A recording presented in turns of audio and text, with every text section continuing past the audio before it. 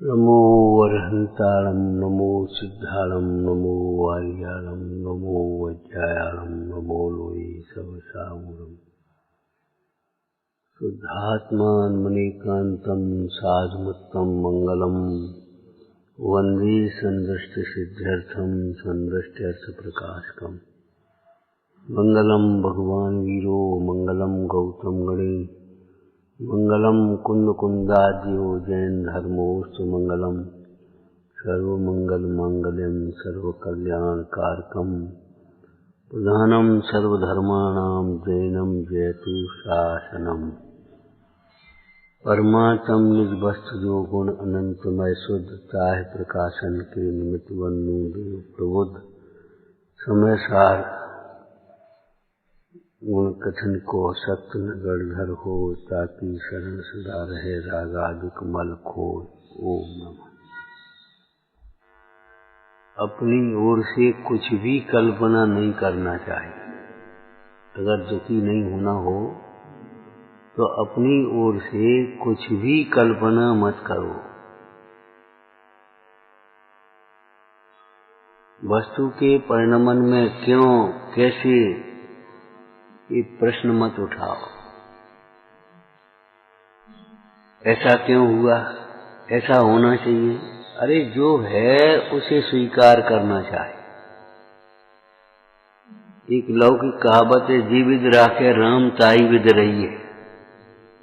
माने भगवान के ज्ञान में जो कुछ झलक रहा है, अगर तुम्हें भगवान की श्रद्धा है तो भगवान के ज्ञान में जो झलक रहा है उसे स्वीकार कर लो। सही, ऐसा क्यों हुआ, ऐसा क्यों नहीं हुआ। अरे उसकी योग्यता नहीं थी, उसकी योग्यता थी। कि हमारी ऐसी दशा क्यों है, कि हमारी ऐसी योग्यता है, अथवा तो हमारे पूर्व कर्म का ऐसा ही फल है, उदय है। इनको ऐसा क्यों है कि इनका उदय अलग है। योग्यता का विचार करो, चाहे भवितव्य का, चाहे तुम्हारे उदय का विचार करो। वीतरागता आना चाहिए, समता भाव आना चाहिए। ऐसा क्यों है, नहीं ऐसा है, बस स्वीकार करो।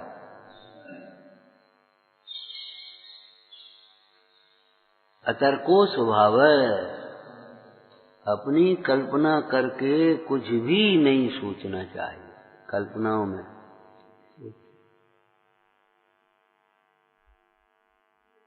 अनंत दुख का कारण है ये कल्पना लोक में विचरण करना।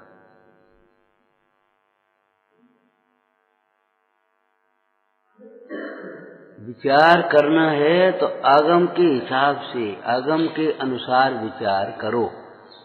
अनुवीच भाषणम, ऐसी अनुवीच चिंतनम। आगम के अनुसार ही बोलो तो आगम के अनुसार ही चिंतन करो। मैंने किया ऐसा मत बोलो।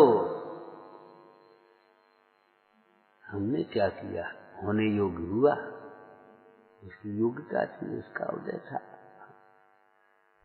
उसका पुरुषार्थ था। हमने क्या किया इसमें, बोलो हमने किया।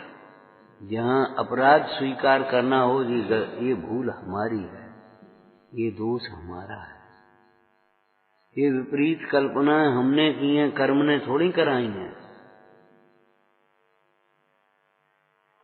पत्थर ने थोड़ी ठोकर मारी है, हमारे अंधेपने से, बिना देखे चलने के कारण से ठोकर लगी। पत्थर तो पत्थर पड़ा है। कितने ही जीव इस पत्थर के पड़े रहने पर भी बच करके निकल गए।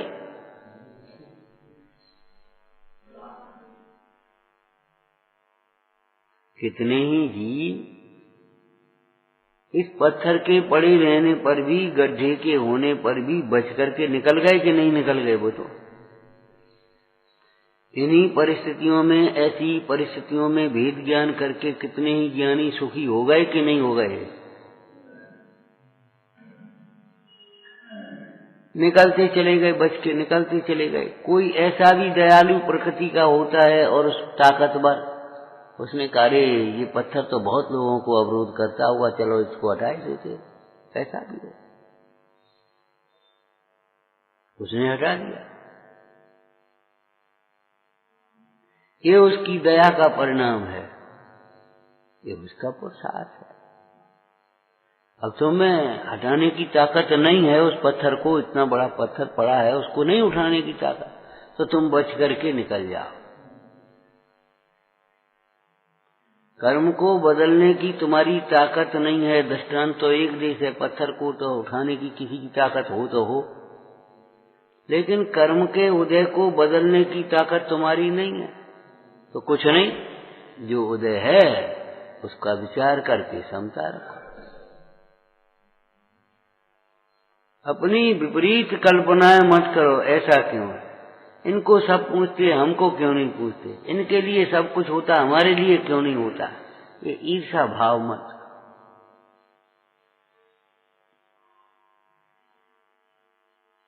इन्होंने सबको पूछा होगा, इन्होंने सबके लिए सोचा होगा, सबके लिए किया होगा, तो उस कर्म का उदय है, आज इनके लिए हो रहा है, इनको पूछ रहे।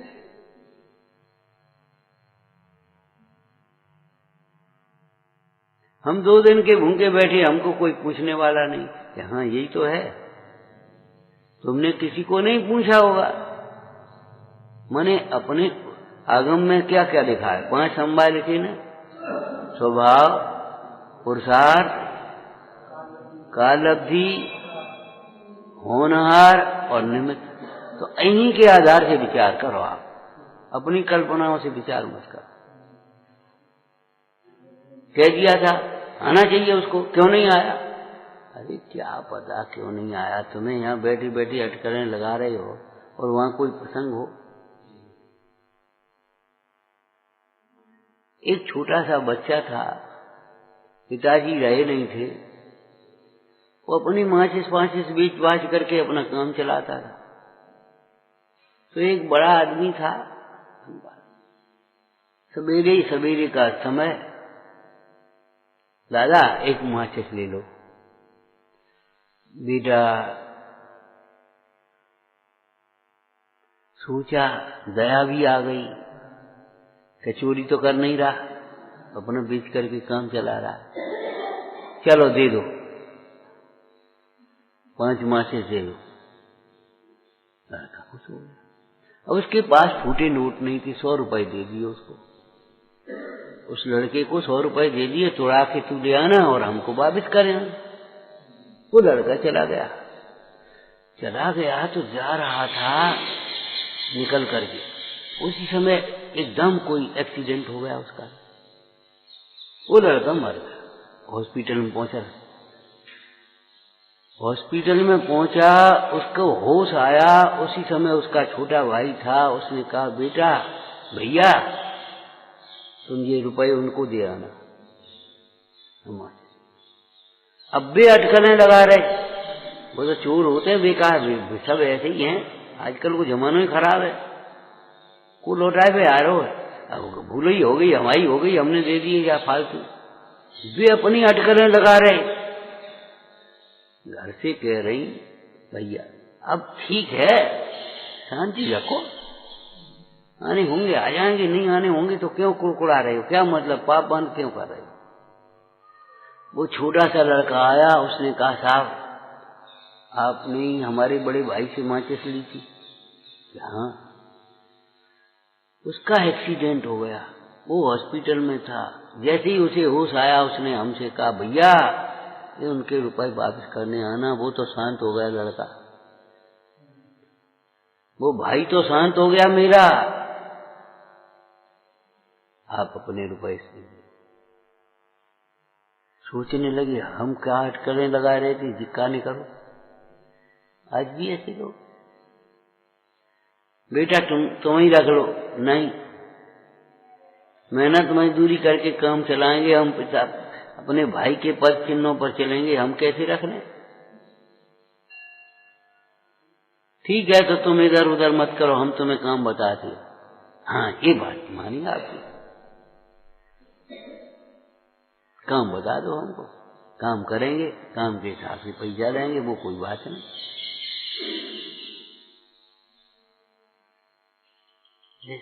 ऐसा लड़का कहाँ मिलेगा? उन्होंने सोचा, उन्होंने कहा ऐसे साहब हमको कहाँ मिल जाएंगे?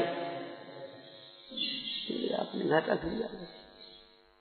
तात्पर्य ये है, कुछ भी अटकलें मत लगाओ, अपनी कल्पनाओं से कुछ मत सोचो।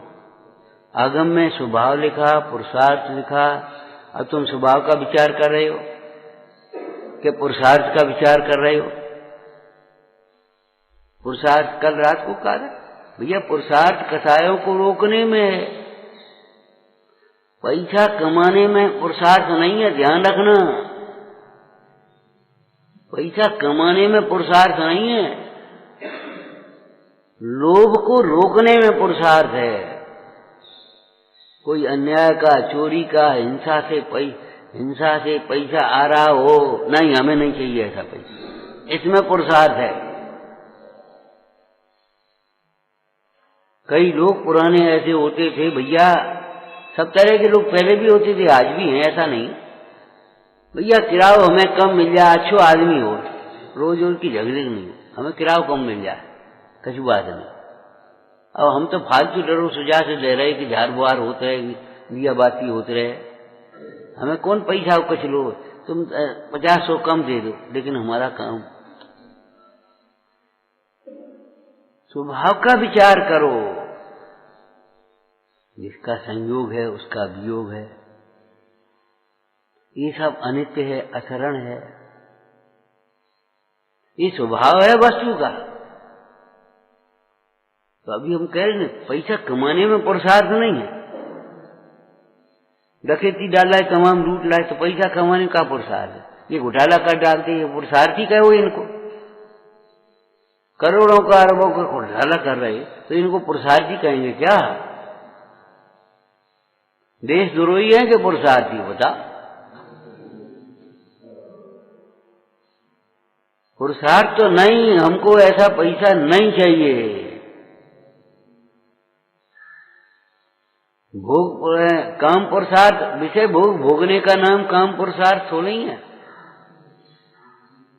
द्रव्य अन्याय के विषयों का परिहार करना नहीं चाहिए हमको।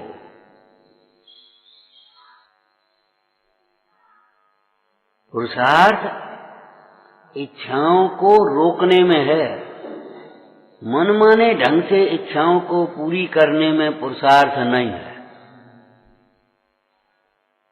पाप करने में कोई पुरुषार्थ है? पाप छोड़ने में पुरुषार्थ है, क्रोध करने में पुरुषार्थ है, क्रोध छोड़ने में पुरुषार्थ है, मान करने में पुरुषार्थ है, नहीं मान छोड़ने में पुरुषार्थ है। क्या है आज है कि नहीं है का?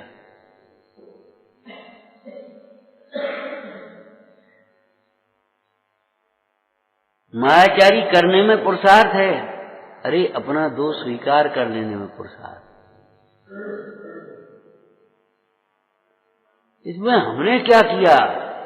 हमारा कुछ नहीं है, ये तो होनहार था, होने की योग्यता थी, हो गया उसका कार्य। लेकिन जहां दोष और भूल होना हो तो स्वीकार करने में पुरुषार्थ है, नहीं हमारी ही भूल है, हमारा ही अपराध है, अपनी ही भूल से हम दुखी हैं। कोई कर्म ने हमें दुखी नहीं कर दिया है, और कर्म सुखी नहीं करने आएंगे। तुम्हें ही अपनी भूल मेटनहार खुद ही आत्मा, आत्मा हूँ आत्मा हूँ आत्मा, मैं सदा ज्ञायक स्वभावी आत्मा। भूल को स्वीकार भी कर ले, वहां उदय घटा देंगे, बेईमानी करते हो, वहां तो उदय उठा देंगे। हमारा क्या, हमारी क्या गलती है, उदय ही ऐसा है। नहीं नहीं, उदय में जुड़े हैं तो हमारा अपराध है। जिस समय उदय है पाप का सही, जिस समय पाप का उदय है उस समय आत्मा है कि नहीं, उस समय भगवान है कि नहीं। तो जिस समय पाप का उदय है तो उसमें जुड़ करके संकलेश करो और भगवान का नाम लो तो कौन रोक लेगा। जिस समय उदय को देख रहे हैं उसी समय अगर अपने आत्मा को देखें जिसमें ज्ञान का सदाकाल उदय वर्तता है, उसको कौन रोक लेगा।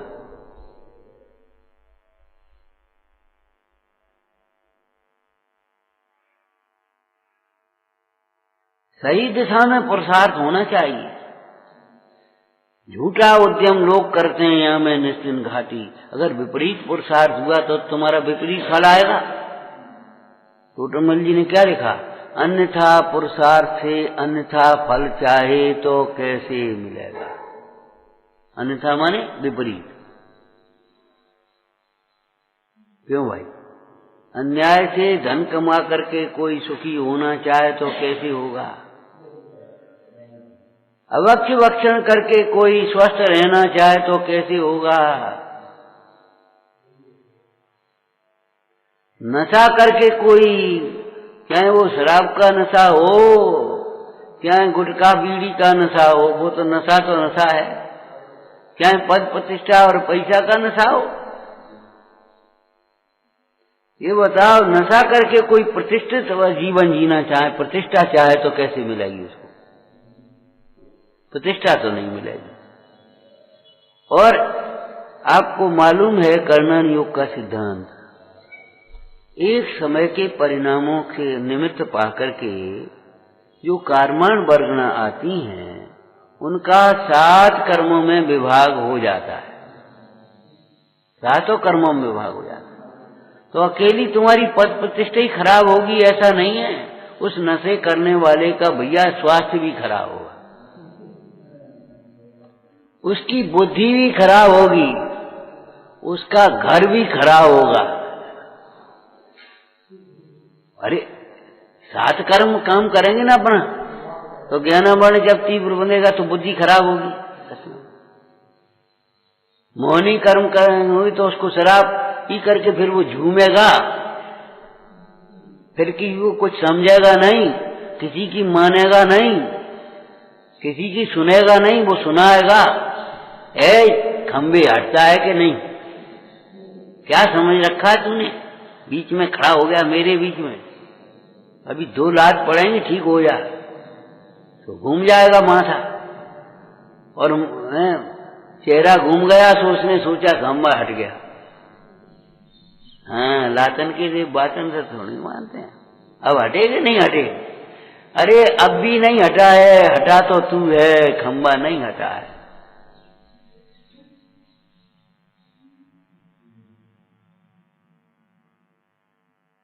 जो परिस्थिति बदली है वो उदय के अनुसार बदली है, तेरे संकलेश परिणाम से, तेरे पाप से नहीं बदल गई है।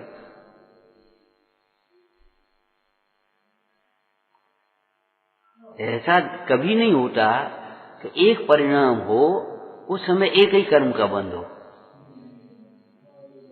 7 कर्म का विभाग होता है। और नहीं तो लौकिक दृष्टांत जो दिया है कर्म में, उस दृष्टांत से समझो। कोई ऐसी चीज है जिसका खून ही खून बने, कोई ऐसी चीज है जिसकी हड्डी हड्डी बने, कोई ऐसी चीज है जिसका मल ही मल बने।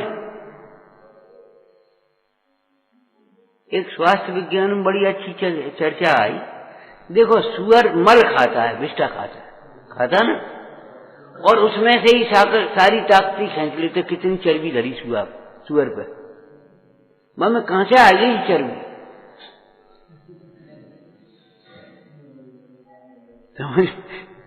वो समझदार दृष्टांत क्या दिया, सुअर विष्ठा खाता है और उसमें से कितनी चर्बी उसने इकट्ठी कर दी। बैल भूसा खाता है, उसमें कितनी ताकत इकट्ठी कर दी उसने। माल से भरी आदमियों से भरी गाड़ी खींच लेता है और भूसा खाता है। कहाँ घी, कहाँ दूध, कहाँ मेवा, कहाँ मिष्ठान, कहाँ फल। लेकिन बस वो बिना कुछ सोचे समझे खा रहा है। तुम्हारी तरह कुड़कुड़ा के नहीं खाता, ये बात जरूर है। अब बताओ क्या खाएं, एक पौवा भर दूध नहीं है, जो है उसे देखो, रोटी तो है, दूध नहीं है तो नहीं सही, न घी नहीं है, न रोटी तो चिपक जाए, अरे रूखी तो है। अनेकों ऐसे हैं जिनको रूखी भी नहीं है।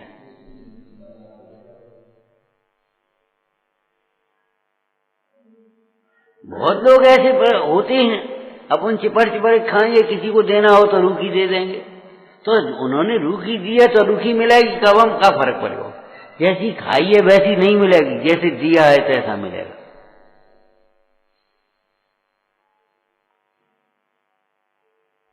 ये जीव आगम को एक ओर रख देता है, वस्तु स्वभाव को एक ओर रख देता है। आगम माने आगम के द्वारा कहा हुआ वस्तु का स्वभाव, उसको तो एक ओर रख देता है और अपनी कल्पनाएं करता रहता है। उस विपरीत कल्पनाओं का फल मोह, क्रोध, मान, माया, लोभ आदि भाव है, और उनका फल दुख है, संसार पर।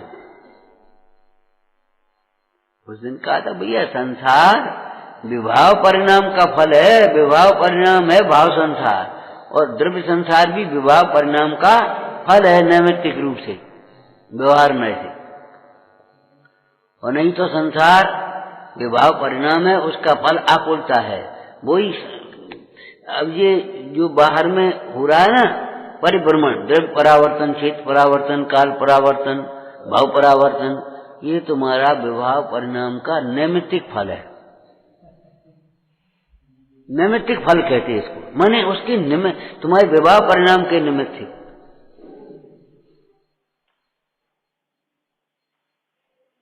तुम भीतर भीतर बहुत दुखी रहते हो, ये तुम्हारे उस ईर्षा परिणाम का, क्रोध परिणाम का अंतरंग फल है।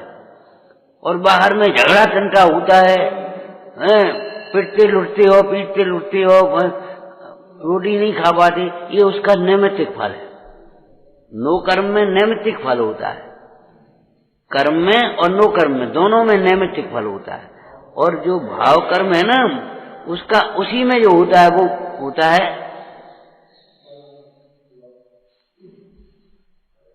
उसका भाव फल। सीधे तो भोक्ता अधिकार में क्या लिखा है द्रव्य संग्रह में? पंचाशी काय में भी वही विषय है जो द्रव्य संग्रह में है, लेकिन द्रव्य संग्रह का विषय बहुत व्यवस्थित आ गया उसके बाद, बहुत बाद में लिखा ना, पंचाशी काय का आधार लेकर द्रव्य संग्रह एकदम व्यवस्थित आ गया। क्या लिखा? भोक्ताधिकार, उग्गल कम्मा दीनम कत्ता, ये तो कत्ता हो गया, कम्मा फलम पवंजेदी। हाँ, अर्थ बोलो। वास्तव में ये जीव अपने परिणाम के फल की आकुलता को ही भोगता, अपने परिणाम को ही बोलता। क्यों? सिद्धांत बोलो। भोक्ता भोग्य या वेदक, वेदक अभेद होते हैं, एक ही द्रव्य में होते हैं। नास्ति सर्वोप संबंध है परद्रव्य आत्म तत्व, परद्रव्य के साथ कोई संबंध नहीं है। कर्ता कर्म एक द्रव्य में, भोक्ता भोग एक द्रव्य में, स्वस्वामी एक संबंध में, आधार आदि। परमार्थ से देखा जाए तो ज्ञाता के भी एक संबंध में है। आप ही स्वयं ज्ञेय है, आप ही स्वयं ज्ञाता है, आप ही स्वयं ज्ञान है, ऐसा समझने का फल निर्विकल्पता है। और अगर सर्वथा माने तो राजमल जी ने कलश टीका में लिखा, सर्वद्रव्य स्वरूप विश्व ज्ञेय है और मैं इसका ज्ञाता हूं, ये घनी भ्रांति है। घनी भ्रांति शब्द लिखा है। सर्वथा, अरे तेरा ज्ञान वह स्वयं ज्ञेय है। आत्मा एक ऐसा तत्व है, उसमें ज्ञान शक्ति भी है और ज्ञेय शक्ति भी है, प्रमेय। अन्य द्रव्य जो हैं उनमें ज्ञेय शक्ति है, ज्ञान शक्ति नहीं है।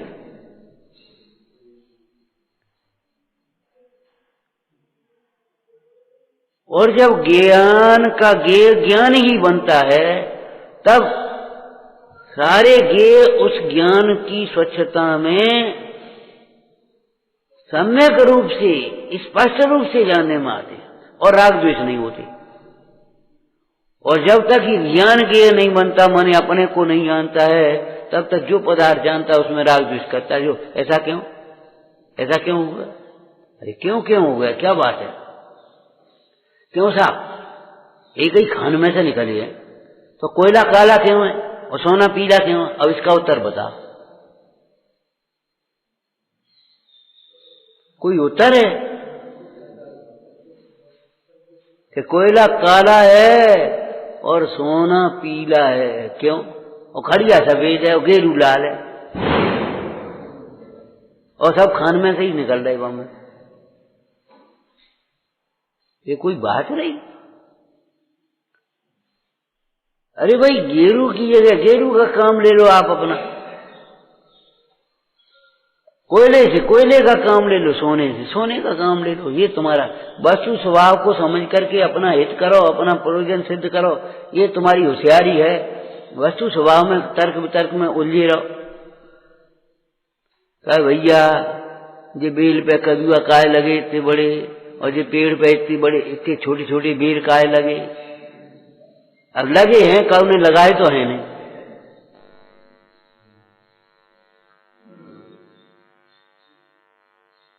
क्यों भैया, पेड़ पे अगर कदुआ लगे होते तो तोड़ कैसे पाते?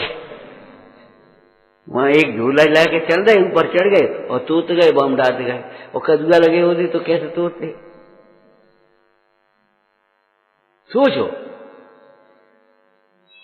बेल पे पसरे वो हिंदुओं में दृष्टांत आया ना, अरे ईश्वर समझ में नहीं आया भाई। बता, बेल पे तो इतनी बड़ी बड़ी कदुआ लगा दे, और पेड़ के नीचे लेटा था वो, इतने बड़े पेड़ पे इतनी सी बेल लगा दे। और उसी समय में एक बेर गिरा नाक पे। नहीं भैया, अगर कदुआ हो तो नाक तो फूटे ही जाए। ठीक है, मतलब विश्व में जो है वो ठीक समझो, ज्ञाता रहो, कर्ता मत बनो। अगर ज्ञाता रहोगे, कर्ता नहीं बनोगे, विकल्प नहीं करोगे, तो तुम्हारा हित हो जाएगा, तुम सुखी होगे। और अगर कर्ता बनोगे, विकल्प करोगे, तो तुम दुखी होगे। काऊ को कछु नहीं बिगड़ना। तुम अपनी अकल क्यों लगा रहे? जी खंबा क्यों लगो, ये बीच में काट डाल दो। अरे वो इंजीनियर जानता है, उस हिसाब से उसने डाला है, काम खत्म हो गया। जब तुम्हारी बुद्धि नहीं है उसमें, तो तुम क्यों अपनी बुद्धि लगाते हो?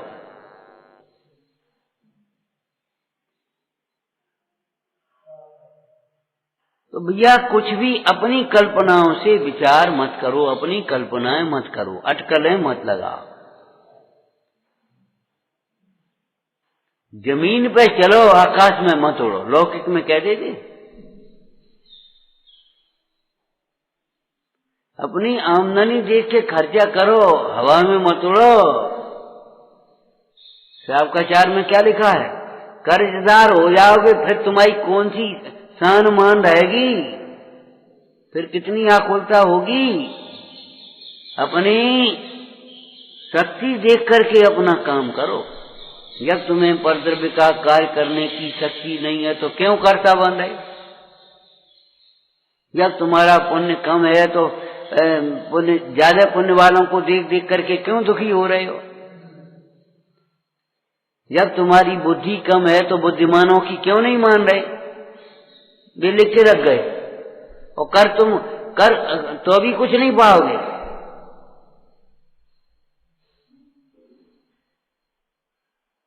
वो तो 16 सपने देखे हैं भरत चक्रवर्ती के, उनका उत्तर मुंडाइयों ने बताया, उसका फल 16 सपने चंद्रगुप्त ने देखे हैं, उसके अनुसार पंचम काल में ये स्थितियां होंगी। और नहीं हो रही हो तो तुम बता दो, एक भी विपरीत हो रही हो। अब तुम चौकस करो, ये नहीं शान को, और बिना ऐसे ऐसे कुड़कुड़ाते रहो, कोई मतलब नहीं। लक्ष्मी नीच घर जाएगी तो जाएगी। लेकिन ये जाएगी तो उसमें इतना अंतर हो जाएगा कि उनके परिणाम थोड़े से ऊंचे हो जाएंगे और तुम्हारे परिणाम भी नीचे हो जाएंगे, इसलिए तुम्हारे यहां से जाएगी।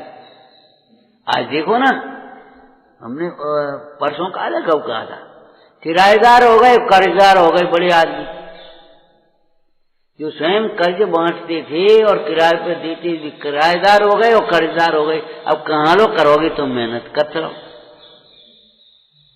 और लड़कों का, बच्चों का दिमाग ऐसा हो गया, बड़ों का भी दिमाग हो गया, नौकरी नौकरी नौकरी नौकरी नौकरी नौकरी, मन नौकर हो गए। अब बताओ कहाँ लो तुम उन्नति करोगे, क्या करोगे? आ गया वही हिसाब, इतने किराए दोगे, इतने कर्ज का ब्याज दोगे, चाहे बैंक को चाहे साहूकार को, बस कोई मतलब नहीं। और होता है तुम अपने नौकरी बस चाहे कि तुम्हें हो, तुम्हें हो तो नहीं मिल रहे। मैंने 3 चीजें पुरानी कहावत में कहती, जा घर में भैया किराया आ तो ब्याज आ तो आज जा तो बाद वो घर मिटने नहीं है, और जहां में से जा तो पनपने नहीं है। तो आज हमारी तीनों स्थिति विपरीत हो गई कि नहीं हो गई? कर्जदार भी हो गए, किराएदार भी हो गए और नौकर भी हो गए।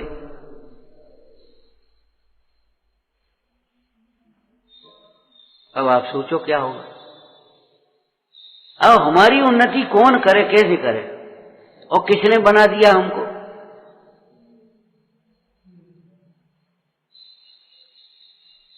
कैसी कैसी हवेली और कैसे बेच रहे अपन, और जाके कैसे फ्लैट खरीद रहे नेक से, बताओ।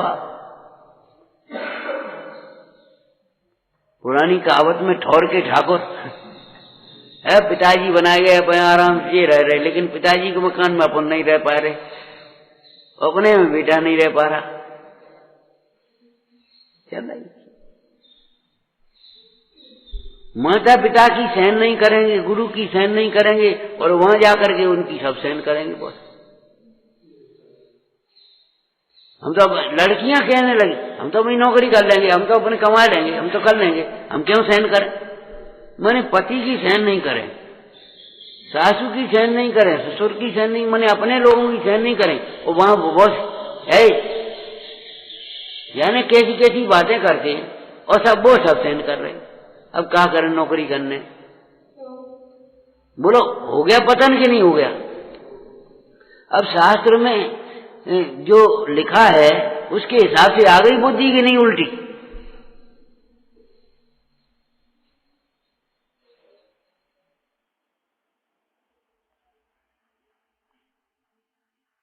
तो भैया विपरीत कल्पनाएं मत करो। किस आधार से तुम कह रहे हो, किस आधार से ये सोच रहे हो? आगम का आधार, हमारे प्रभु परमेश्वर की आधार भगवान ने कहा है कि भगवान ने तो नहीं कही है। एक पंडित जी थे, पंच कल्याण कराने गए, गांव के सेठ जी थे। गांव के सेठ जी माने वास्तव में भीतर से सेठ, जायदाद है, खेती है, सोनो है, चांदी है, साहूकारी है, और भैया बड़े लोगों के, अब शहरन के सेठ तो शहरन के ही हैं, बस बहु लोन पे धरे हुए, बहु लोन पर धरे घूम घाम रही। इसलिए हमने तो गांव के सेठ जी थे, पहुंचे पंडित जी, दोपहर का समय था, गद्दी पे पहुंच गए। तो आओ पंडित जी दारो। बातचीत होने के बाद बोले भोजन। अब बुंदेलखंड की बात है तो कच्चा पक्का भी बनता है, मन रोटी दाल साग भात पूड़ी और सब एक संग बनते हैं। तुम्हारे देश में ये रिवाज नहीं है, पूड़ी और सब्जी अलग होगी और रोटी और दाल भात अलग होगी, लेकिन वहाँ एक सी होती।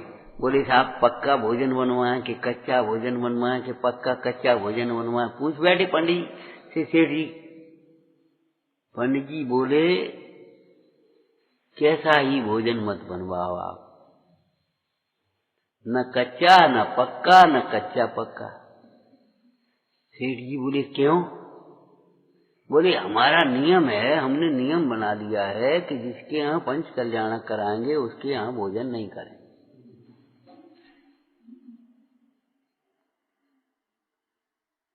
पंडित सेठ जी ने प्रश्न किया, शास्त्र का नियम है, कि तुमने बनाया, कि शास्त्र का नियम तो नहीं है, हमने बना लिया है कि जब भोजन ही तुम्हारे घर नहीं करें तो तुम पैसे और दान दक्षिणा लेने की बात, तो हमने अपना लोभ घटाने के लिए अपना ये नियम बना लिया।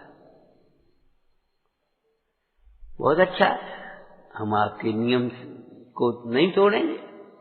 मुनीम जी की ओर उनकी निगाह हो गई, मुनीम जी यहाँ चिट्ठी पहुंच गई, दूसरी चिट्ठी भेजो, अब पंच कल्याणक नहीं होंगे, और जो गीला सामान वैसा सामान है वो सब अब 2 दिन में पंच कल्याणक होना थी, तो और सामान भी आ गया था, सब्जी फब्जी, उन्हें वो गरीबों को बांट दो और वैसा सामान वापिस करो, अपना खत्म करो।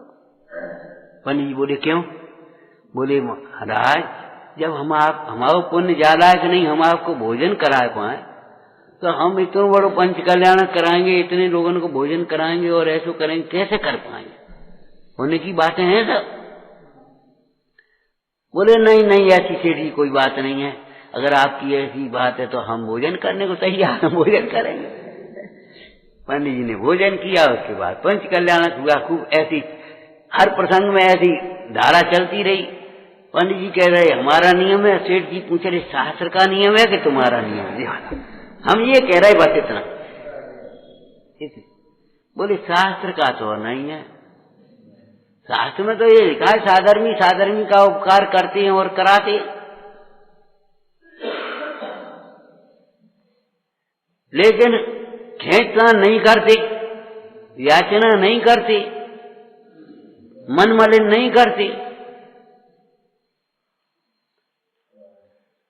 माने सेठ जी पंडित जी कहते रहे नियम है, और सेठ जी कह रहे शास्त्र का नियम है कि तुम्हारा नियम? ये बताओ, तुम शास्त्र के हिसाब से चलो, अपने हिसाब से मत चलो, कहने का मतलब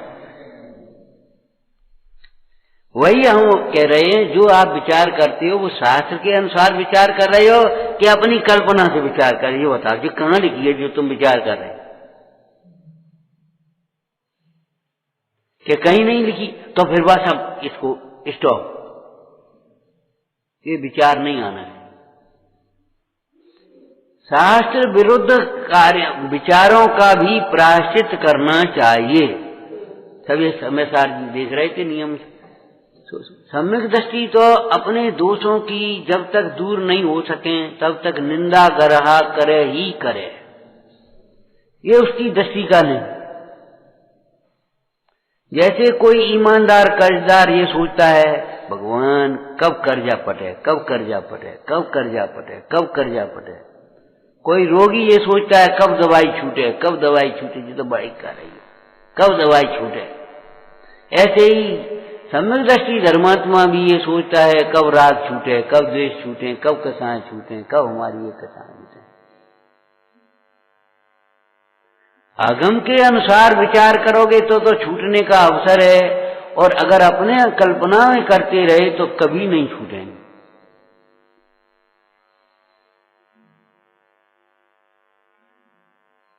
तुम जो विचार करते हो, हम विचारों पर जोर दे रहे, विचार करते हो वो आगम के अनुसार के अपने अनुसार, जगत के अनुसार, बेका कहें, बेका कहें, बेका कहें, जगत के अनुसार विचार करते हो कि आगम के अनुसार क्या विचार कर रहे हो? अगर तुम्हें अपना हित करना है, कल्याण करना है, सुखी होना है तो भाई आगम का विचार करो। आगम में जिन्हें अपध्यान कहा है उन अनर्थ दंडों को त्यागो। आगम में जिन्हें अवक्ष कहा है उन पदार्थों को छोड़ो। आगम में जिन्हें अनुपसेव्य कहा है उन पदार्थों को छोड़ो लो। आगम में जिन्हें असत्य कहा है उन वचनों को छोड़ो, कल्याण होगा, दुख छूटेगा। और नहीं तो नया नया पाप बंद होता रहेगा और दुखी होते रहेंगे। विचारना हे जिनवाणी भारती तो ही जपूं दिन रे, जो तेरी शरणा गए सो पावे सुख के। जिनवाणी के ज्ञान ते सूझे लोकालो, सोवाणी मस्तक सदा देत हूँ धो।